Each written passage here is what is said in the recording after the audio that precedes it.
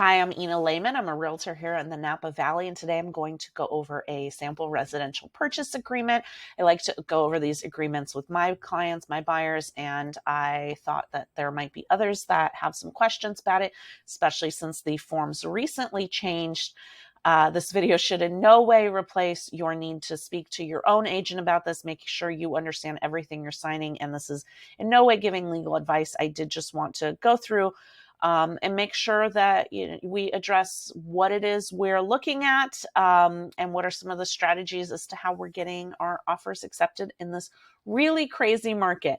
So I'm going to start off with the residential purchase agreement. Very first thing we see here, this has not changed, is the disclosure regarding real estate agency. It's arguably the most important document from at least a realtor standpoint. This establishes who represents whom, what the duties are of the seller's agent and the buyer's agent, what happens if they're one and the same. So we want to make sure that you have the best level of care and loyalty possible, and this document helps us to lay that all out for you. Then we go into Fair Housing and Discrimination Advisory. This is a newer document added about a year and a half ago. It's really important to us that we have equal access to housing for all. We do everything we can to make sure there's no discrimination in the housing market, and this talks about how it is we do that. Going to the next document, the possible representation of more than one buyer or seller. This is happening a lot in this market. I, a couple weeks ago, showed the same property 5 times to 5 different buyers. So this talks about what happens if they all want to write an offer and you represent all of them, or what happens if the same realtor represents the seller and the buyer. So take a look at this. And this was also recently updated in the last few months as things have changed a lot. Wire fraud and electronic funds transfer advisory. There have been instances of wires coming into escrow that have been intercepted by hackers or nefarious third parties. So really, really important that when you're asked to wire money to escrow, that you call your escrow officer, your title officer, before doing so to make sure that you confirm the wire instructions. Last thing we need is you sending out a $200,000 down payment and it not making it to its intended location. So this is just some information about that. And going into the new residential purchase agreement, they've really streamlined this where all of the main information, all the fine points in regards to your contract are on the first 4 pages, and then it goes into sort of the definitions and the content of all of that. So I'll just go through this briefly, make sure that you have a cursory understanding of what it is you're signing. Date prepared, very self-explanatory, offer from, to, and all of the property's information. Going into the agency section, we are essentially confirming what we did in the separate disclosure, which firm represents whom. So we've got the seller's brokerage firm, the buyer's brokerage firm. Sometimes they're one and the same. You will see that checked here if it's a dual agency. And again, referencing to competing buyers or sellers. So these are all things you should have already seen in the documents above. So now they've streamlined this where we've got the section for the terms and conditions of your offer. We start off with the purchase price. And if it's all cash, you'll see this box checked. Close of escrow, it could be the amount of days or on a specific date. We try to be as quick as possible given your lender's ability to close. There are some loans that naturally take longer if you have down payment assistance. VA loans, there's certain loans might take a little bit longer, but in general, the faster we can get you closed, the better. The happier you are, the happier the seller is, the happier everybody is. So expiration of offer still defaulting to 3 calendar days, but we can make this as little or as long as we need to strategically. Initial deposit amount. This is your earnest money that you would put into escrow within 3 days of the acceptance of your offer. And as everything with real estate, this is negotiable, this amount. However, we do typically recommend industry standard 3%. It helps you look more serious to the seller. It helps your contract have teeth.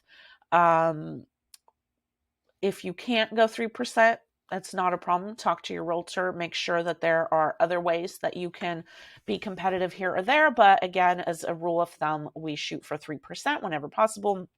Increased deposit that may or may not be necessary. Typically, there's only certain circumstances where we would use that. Loan amount, this is the terms of your loan. We've got how much you're financing, anywhere from 80% to 95%, depending on your loan. Of course, you'll have the appropriate boxes here checked if you've got FHA or VA. Your rate will not exceed such and such amount, and you will have however many points that you're willing to pay. This is what your loan contingency is based on. So let's say you put 3.75% not to exceed, and then your lender says, well, rates have shot up. We're now at 4%. You no longer qualify. Well, you are now protected by this. And we'll talk more about that in how that works in the contingency part of this contract. So additional financed amount, this could come into place if you're doing seller carryback financing or anything of the sort. Typically, it defaults to this is a primary occupancy. Of course, there's also secondary or investment. And so after we've got the purchase price, less the deposit that you're putting into escrow, balance of the down payment after, which is whatever it is you haven't financed, and you should end up with the same purchase price total here as you do in A above. Going down to some more terms and conditions. These are additional financing terms. Verification of all cash, down payment, closing costs, or loan application. These are ways that we can stand out to a seller. We, in a perfect world, ideally would love to have you pre-approved. In fact, if we don't have you pre-approved, your offer is not getting accepted right now, frankly. So any chance that we have to get that done ahead of time, get that to us and submit it with the offer, we're going to want to do that. If you can get yourself fully underwritten ahead of time, even better. That allows us to be even more competitive by letting us actually release the loan contingency when we write this offer. So I highly recommend including these verification of down payment and closing costs. I redact all the banks, any personal information, all the bank account numbers, anything like that. Some realtors do not include this. I like to include it because, again, it shows the seller that you have the money to close. You are able to make this deal happen. Okay, so going down to verification, final verification of condition. This is a walkthrough that you do 5 days before closing escrow. We can lengthen or shorten that time frame. I know there's a lot of out-of-state buyers right now, so they're actually not able to do this. You can do this after close if you need to. Just make sure that you talk to your realtor about what that means for you. Assignment request. This is if you are actually going to be assigning this contract to somebody else. Very unusual, unlikely circumstance, but it does come up. So if that's something you need to discuss, make sure you talk to your realtor so that you make sure you understand that. Time to remove contingencies. Okay, so these contingencies are what keep your earnest money deposit protected. Loan contingency. All of these have defaulted to 17 days. We try to move faster than this whenever possible because it is what is helping us be more competitive. Loan contingency, you would want to talk to your lender. We'd like to get it done sooner than 17 days if we can. It depends how much work they've done up front. And if they have gotten you fully underwritten up front, then a lot of times they will give us the green light to do no loan contingency, which we love doing because it just makes you that much more competitive. Appraisal. Same with appraisal. If you're able to remove your appraisal contingency, great. Again, we are not saying you should do this. The fact is that we actually want to protect you and your money and not release any contingencies. However, in this market, we know that makes you less competitive. So it's a give and take. It's a risk versus reward. And that's something that we will defer to you on your risk and comfort level on. So appraisal contingency, typically it means if the property does not appraise for the amount that you offered, you have the ability to cancel the contract. Now, there are circumstances where people are offering so much more over asking. Let's say you have $750,000 property, you offer $800,000, and you know that it's just not going to appraise at $800,000. So what do? You can renegotiate the purchase price at that point, or you can bring the extra money to the table, or you can pull out of the contract. So the other thing we have now that's new is we are able, or new in this contract, we've used this tool before, but it was never officially part of our contract. If you say property is listed at 750, I'm offering 800, but if it appraises for 775, I'm able to bring in the extra 25,000. I'm not able to bring in more than 25,000. You can actually put a minimum value in here for yourself if it's more than the purchase price. Investigation of property. This is any inspections, any due diligence that you need to do. Sellers are doing as much of this as possible up front so that you can release this. So if you've had a chance to review your disclosure packet and there were inspections and reports in there, and you feel comfortable that regardless of what's wrong with the property itself, regardless of anything that comes up related to the property itself, that you are fine with that, then you can go ahead and remove this contingency with this offer. Again, in a typical market, we really recommend that you do your inspections. However, again, since the sellers are doing them up front, a lot of buyers are feeling comfortable with releasing this. So that's one way you can stand out and be competitive.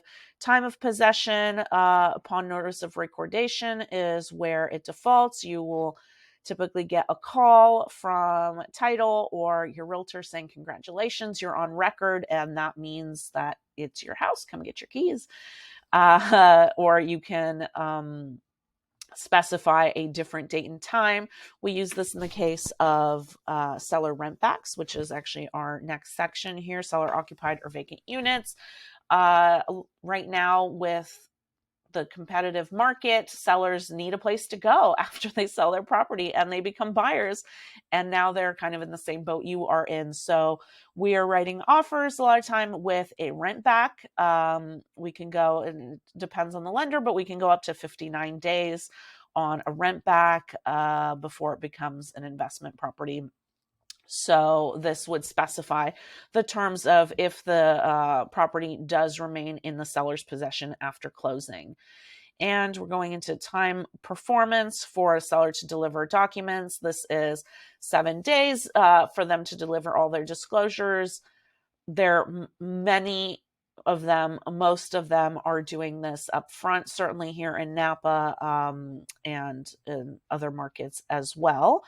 So these are just the time frames within that sellers and buyers need to perform on certain things, including installing your smoke alarm. Make sure that this is something that's looked into before you have your appraisal done. A lot of appraisers look at this. If this is not in place properly, they will actually have an incomplete appraisal. They will ask you to remedy it and come back. And the very last thing we need is this deal stalled because the appraisal didn't come in on time because they want these smoke alarms put in. They're relatively easy things to remediate, but just want to make sure we get them done. And going into all items included and excluded from the sale, we've got any appliances that we're asking to be included or any items that are not included. We sometimes these are put in the listing. Fountain does not convey or refrigerator does not convey. We are trying to be as accommodating as possible to any seller requests that we can be, particularly if we're coming in not with the most competitive offer. As far as purchase price, we try to make sure we accommodate anything that they've requested here. And now allocation of costs. Again, as I said, everything in real estate is negotiable. These are just the strategies we're using right now to help our buyers get their offers accepted in this market. But we are having sellers pay for the natural hazard report. That is because they're actually typically doing that up front with their inspections anyway. And in most markets, we have sellers pay for it. So, and we do let them choose which company they want to get that information from.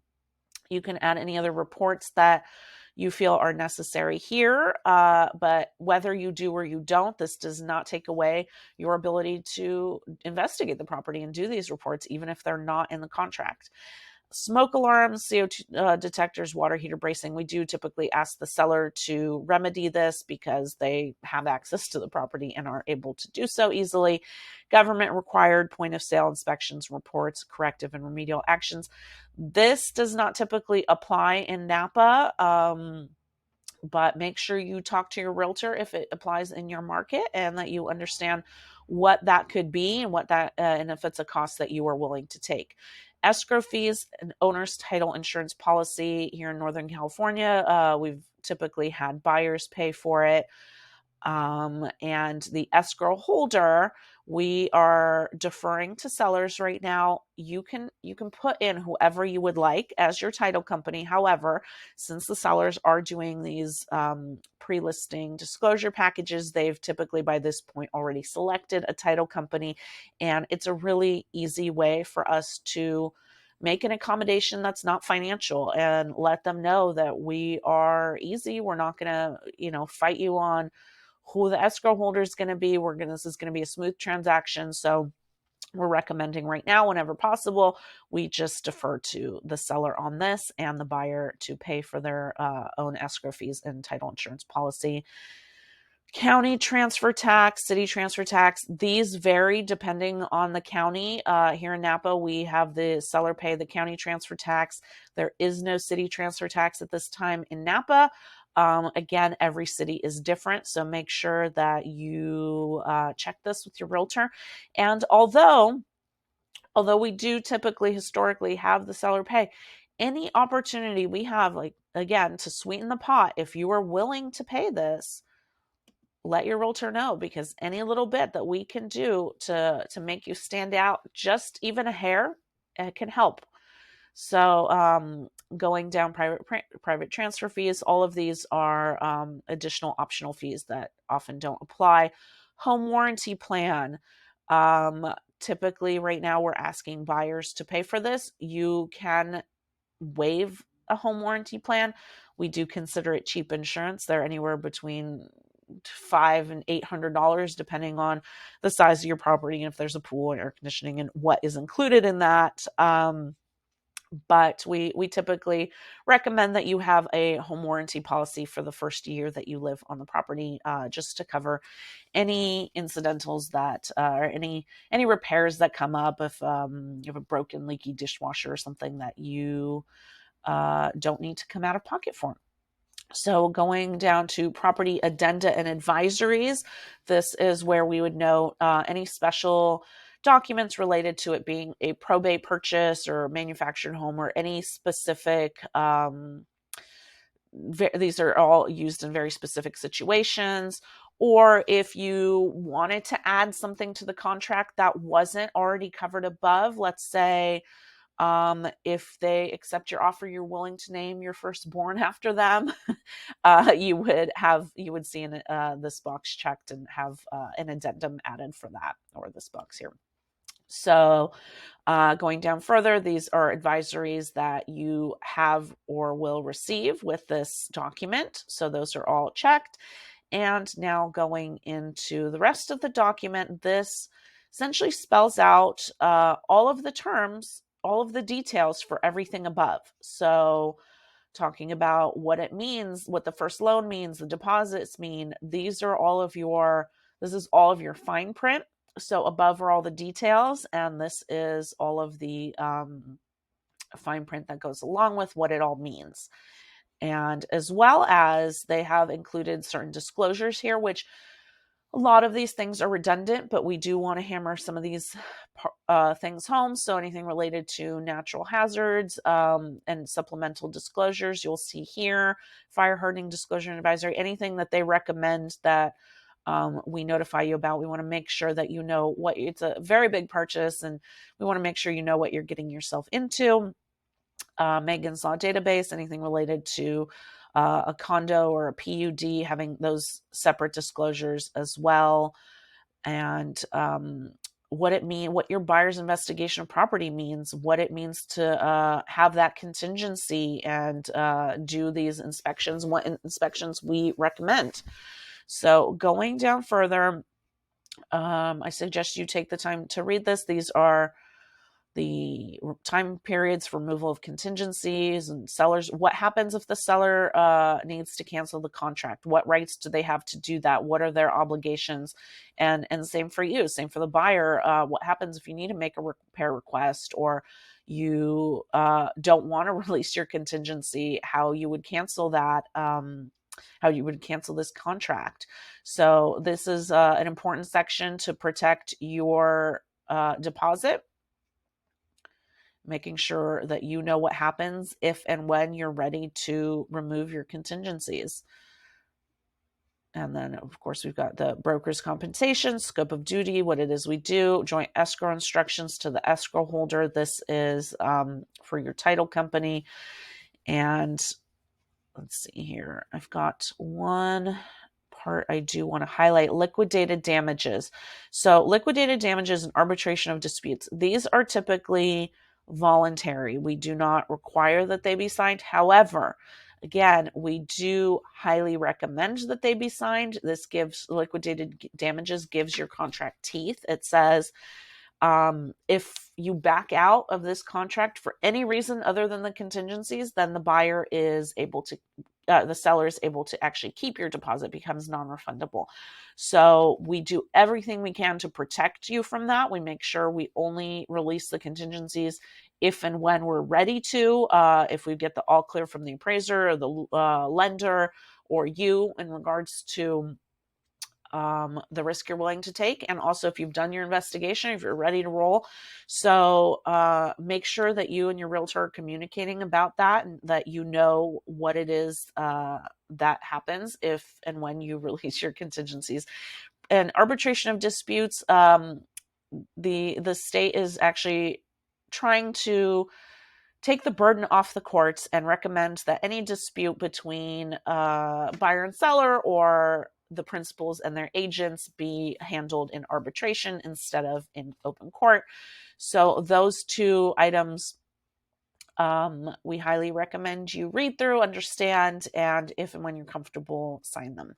So going through expiration of offer, entity buyers, this is if you're buying in the in a company or a trust or in any entity, any legal any capacity other than your individual capacity. And these are our signature blocks, acceptance of offer, your seller's signature blocks, your realtor's signature blocks, and your escrow signature blocks. So that is the residential purchase agreement. We've got a couple of bonus documents at the end: your buyer's investigation advisory, again, talking about how we strongly advise that you investigate the condition of the property prior to purchasing. And if you do not, you are acting against the advice of your broker. And going forward here, California Consumer Privacy Act. These properties are listed online, so their addresses are online. You've got photographs online. You've got, when you go on record, to record your deed, that is public record. There are websites that will know you bought or sold your home, and will have that information. So this is just making sure you understand that. Hopefully that was helpful. I know that was fast and a lot. Make sure you're communicating with your realtor so that you understand everything you're signing, and so that you can be as competitive as you can be and get yourself that home in this crazy market, because offers are being accepted. And I know that using some of these tips, that you'll be able to get yours accepted too. If you have any questions, feel free to message me. Thanks. Bye.